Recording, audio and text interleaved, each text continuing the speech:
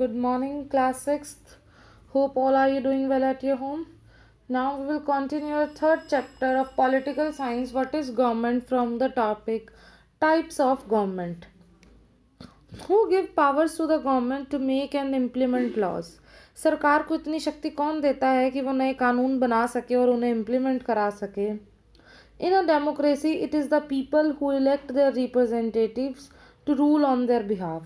Democracy में, लोकतंत्र में लोग जो हैं वो अपनी सरकार चुनते हैं, अपने आधार पर उस इंसान को आगे लाते हैं. A democratic form of government is always responsible to the people. जो डेमोक्रेटिक जो लोकतांत्रिक सरकारें होती हैं वो हमेशा से लोगों के लिए रिस्पॉन्सिबल होती हैं. Abraham Lincoln, the American president during 1861 to 65, was a great champion of democracy. Abraham Lincoln को बहुत अच्छा चैम्पियन माना जाता है डेमोक्रेसी का, जो कि 1861 से लेकर 1865 तक अमेरिका के प्रेसिडेंट थे.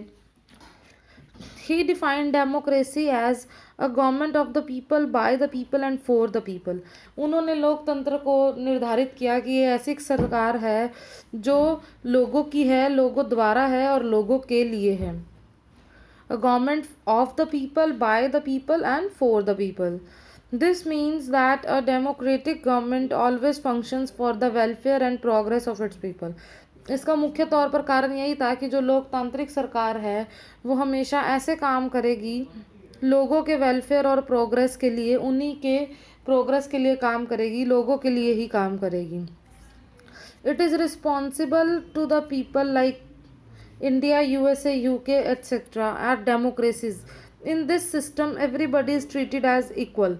अगर हम बात करें यूएसए, यूके और यहाँ की लोकतांत्रिक सरकारों की, तो ये सारी लोगों के हित में काम करती हैं और यहाँ पर सबको सम्मान का अधिकार है, जो समानता का अधिकार है वो दिया गया है.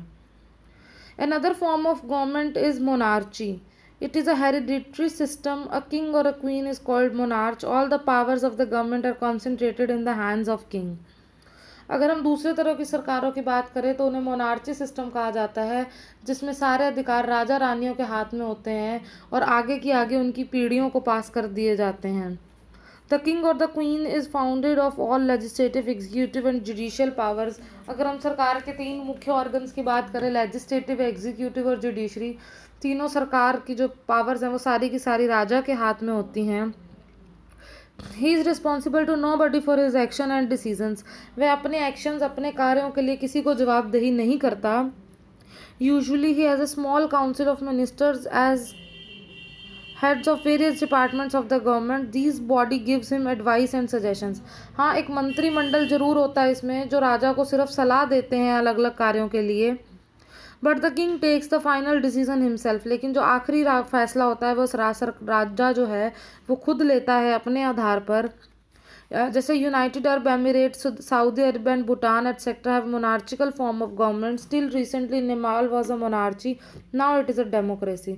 अगर हम यूएई की बात करें, सऊदी अरब की बात करें, भूटान की बात करें, तो ये आज भी मोनार्ची सिस्टम पे चलते हैं. आज भी वहाँ पर राजा का जो राज है वो चलता है. अभी अभी नेपाल में भी यही था, लेकिन जस्ट अभी कुछ साल पहले ही वहाँ पर लोकतंत्र आया है. Yet another form of government is authoritarian or dictatorship. All powers of the governments are concentrated in the hands of a particular individual called dictator. अब एक और ऐसी सरकार होती है जिसमें सारी जो पावर्स हैं वो डिक्टेटर के हाथ में होते हैं. उसको एक डिक्टेटरशिप गवर्नमेंट भी कहा जाता है.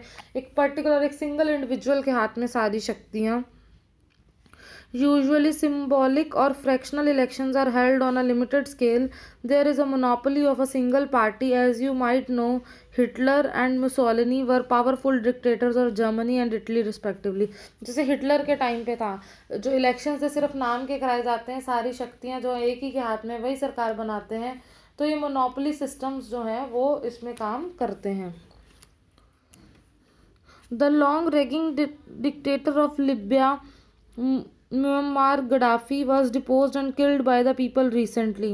In another significant event, the long-serving president of Egypt, Hosni Mubarak, was deposed and exiled recently. Myanmar, which has ruled by a military dictator, is heading on the path of democracy. Saddam Hussein was the dictator of Iraq. He was the head of Baath party which monopolised powers. तो ये कुछ ऐसे नाम हैं जो monopoly के सिर पे काम करते थे, जिन्हें कुछ को खारिज कर दिया गया है और कुछ के प्रति जो लोग हैं वो आवाज़ उठा रहे हैं।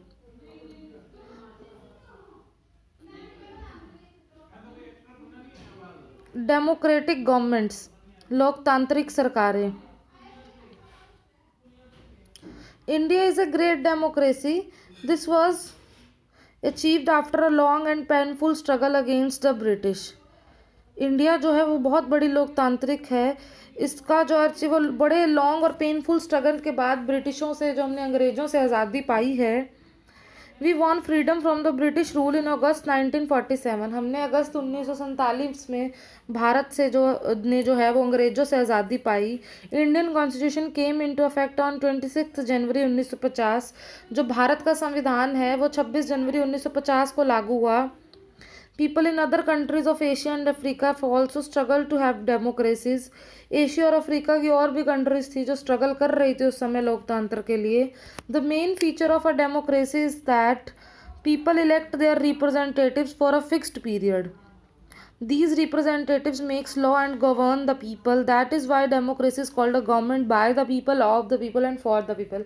डेमोक्रेसी का सबसे मुख्य हिस्सा क्या है, इसमें जो सरकार, जो रिप्रेजेंटेटिव्स हम चुनते हैं वो एक फ़िक्स पीरियड ऑफ टाइम के लिए चुनते हैं। देखो, अगर वो इस हमारे लिए अच्छे से काम नहीं करेंगे तो हम चाहें तो एक फ़िक्स पीरियड ऑफ टाइम के बाद नेक्स्ट टाइम हम कोई और रिप्रेजेंटेटिव अपना चुन सकते हैं। इसीलिए डेमोक्रेसी को कहा जाता है of government of the people, by the people, for the people. लोगों की सरकार, लोगों द्वारा सरकार, लोगों के लिए काम करने वाली सरकार।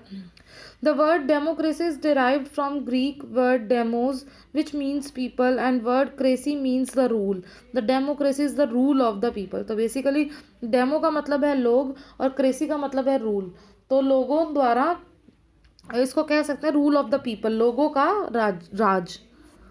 Democratic governments at present are called representative democracies. People do not participate directly in the process of governance, but elect representatives through periodic elections. In our country, elections to the parliament and state assemblies are held every 5 years. Each and every citizen of India who has attained at the age of 18 years and above has the right to vote in elections. This is called universal adult franchise. अब basically क्या होता है कि हम सरकार के हर काम में हस्तक्षेप नहीं कर सकते, इसीलिए हम अपने डेमोक्रेटिक गवर्नमेंट में हम लोगों को चुनते हैं, अपने रिप्रेजेंटेटिव्स को चुनते हैं थ्रू वोट। वोटिंग सिस्टम होता है हमारे यहाँ। 18 साल और 18 साल से ऊपर की आयु के लोगों को जो है वोट डालने का अधिकार है, और एक फिक्स पीरियड के टाइम की सरकार बनती है। हमारे देश में 5 साल की जो इस टाइम गैप है वो रखा गया है। हर 5 साल बाद नई सरकार आती है।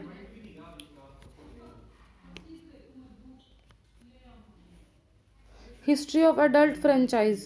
By adult franchise, we means that every adult citizen, male or female, irrespective of caste, creed, color, race, region, property, education, qualification, religion or profession, is entitled to vote in the election. ये adult franchise क्या है बेटा? Adult franchise का मतलब है ऐसा citizen हमारे देश का जिसकी उम्र 18 साल से ऊपर है, वो चाहे किसी भी जात, धर्म, रंग, जाति, किसी भी एजुकेशन, क्वालिफिकेशन, रिलीजन, धर्म, प्रोफेशन, किसी से भी अगर नाता रखता है, लेकिन उसे वोट डालने का पूरा पूरा अधिकार है। The idea underlying this principle is that sovereignty lines with the people as a whole. यानी कि सारे जो इसमें जो है लोगों को समानता का अधिकार दे के वोट डालने का एक अधिकार जो है वो दिया गया है। It is important to know that during the British rule only a limited number of people were allowed to vote. ये आपने शायद जानते होंगे या जानोगे अभी कि जो जब अंग्रेजों का राज था भारत पर, तो कुछ ही लोगों को जो था वोट डालने का जो अधिकार था। They usually belong to the higher strata of society, या तो वो ऊपर वाले श्रेणी में आते थे समाज की। Several leaders and freedom fighters were engage the unfair practice. लेकिन जो हमारे जो फ्रीडम फाइटर्स थे, जो आज़ादी के लिए लड़ रहे थे, वो इसके खिलाफ थे। Gandhi ji, Jawaharlal Nehru, Vallabhbhai Patel demanded that all adult should have the right to vote.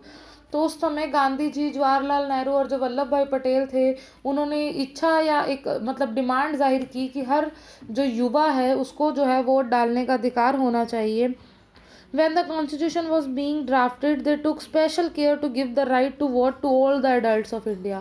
इसीलिए जब संविधान लिखा गया तो ये एडल्ट फ्रेंचाइज को बड़ी महत्वता दी गई ताकि सारे युवाओं को 18 और 18 से जो बड़ी उम्र के युवा हैं उन्हें वोट डालने का अधिकार दिया गया। In the journal Young India, Gandhiji has written 1931 against the practice of giving right to vote to only proper and educated people.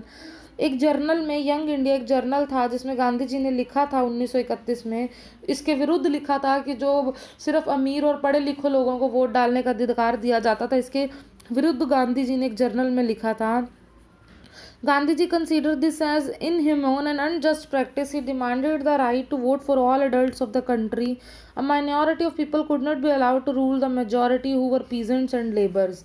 तो उन्होंने कहा था कि सबको वोट डालने का अधिकार है, सबको ये जो अधिकार हैं वो दिए जाने चाहिए। और उन्होंने ये भी कहा था कि ये किसी तौर पे भी ठीक नहीं है कि अगर माइनॉरिटीज़ और अगर माइनॉरिटीज़ के कुछ लोग, कुछ कम संख्या वाले लोग कुछ बहुत बड़ी संख्या पे राज करें सिर्फ और इसलिए ताकि वो लेबर्स और पीजेंट्स हैं, तो ये कहीं का भी नहीं है, ये बिल्कुल गलत है। People in Britain and the USA had to wage long and powerful struggle to get universal adult franchise.